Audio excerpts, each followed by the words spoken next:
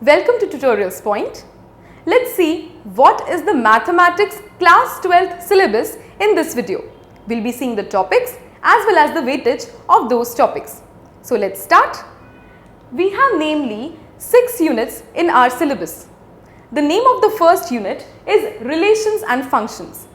And Relations and Functions has 2 chapters under it. The first chapter, as you can see, is Relations and Functions, and the second chapter is Inverse Trigonometric Functions. And both these chapters are covered under the same first unit. This unit has overall weightage of 10 marks. As you know that CBSE has not made it very clear the breakup of individual chapters in a unit. We know that under first unit there are 2 chapters, but which chapter will come for more marks out of 10, we do not know that.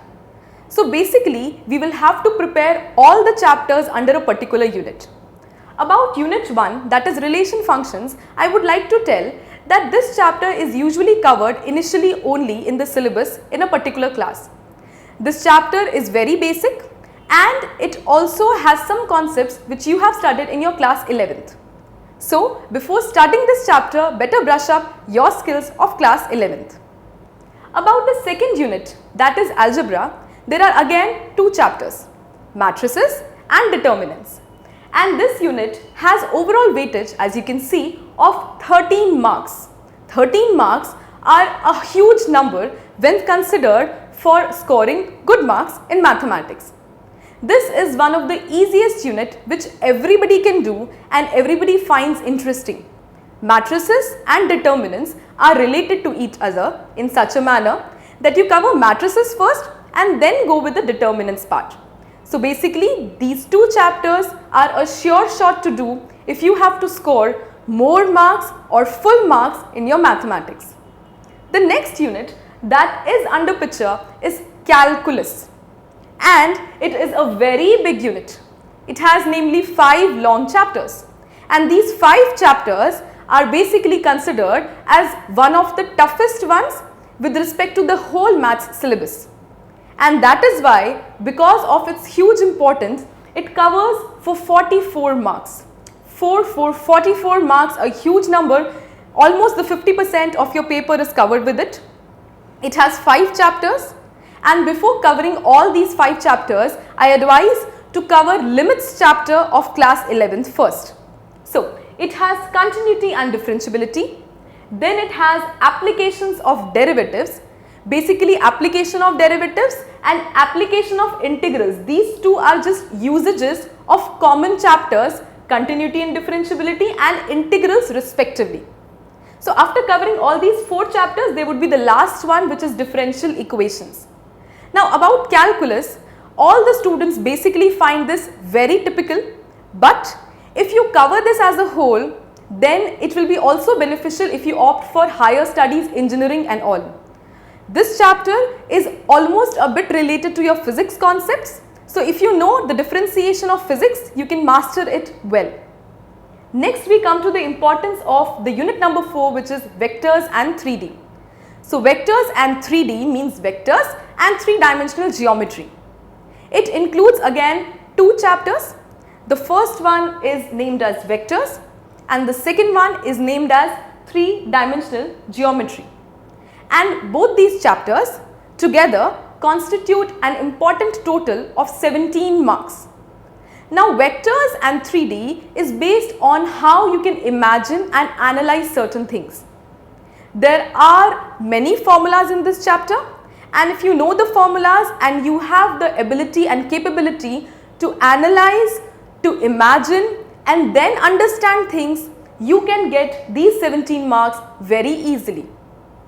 Next we come on to the 5th unit, which is linear programming.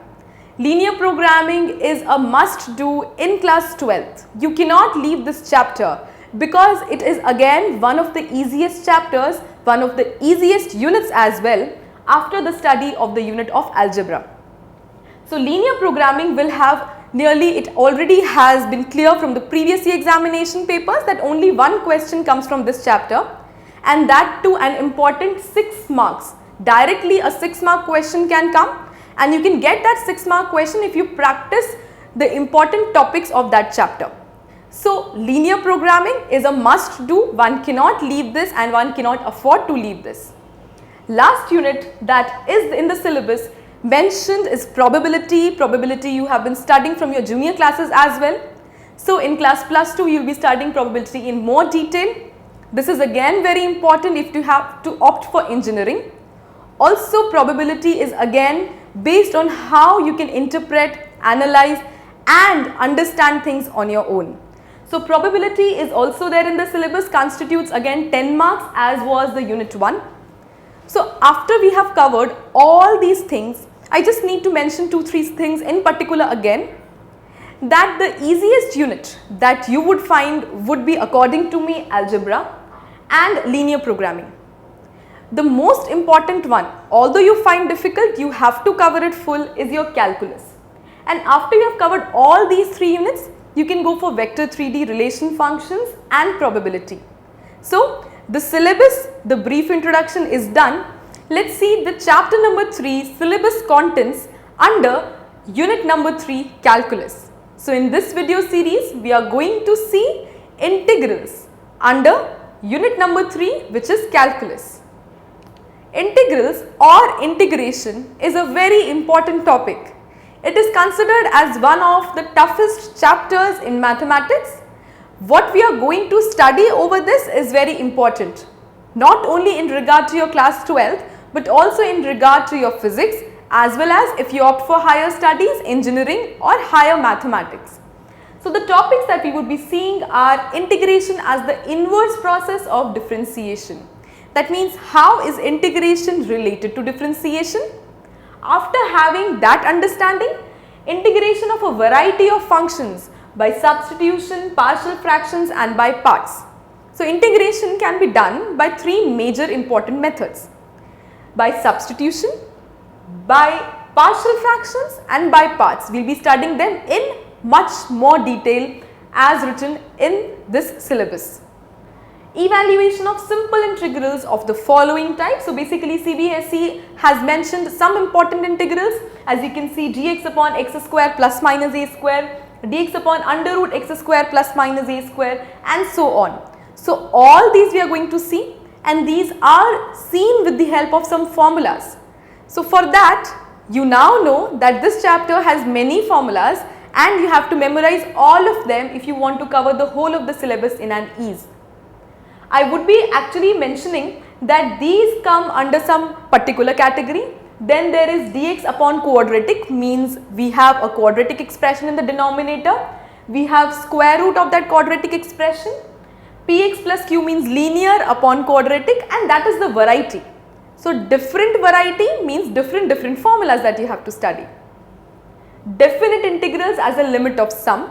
That means the above was a part of indefinite integrals, and later we would be studying the second part of this chapter, which is definite integrals, wherein we have an important topic, limit of sum, which usually comes under 6 marks. Fundamental theorem of calculus, no proofs for it. Basic principles of definite integrals and evaluation of definite integrals. So that is about definite integrals detail. The above contents were for indefinite integrals detail.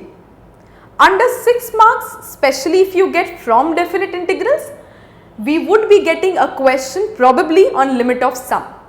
But otherwise, all the topics have to be covered, and this is actually considered as a very difficult chapter, but it is based on formulas. So if you know formulas, at least you can get the marks related to the formulas. If the question is for 6 marks, you write a formula, correct usage of the formula should be there. You can get easily 1 or 1.5 marks. So that is the wonder and miracle of step marking in mathematics.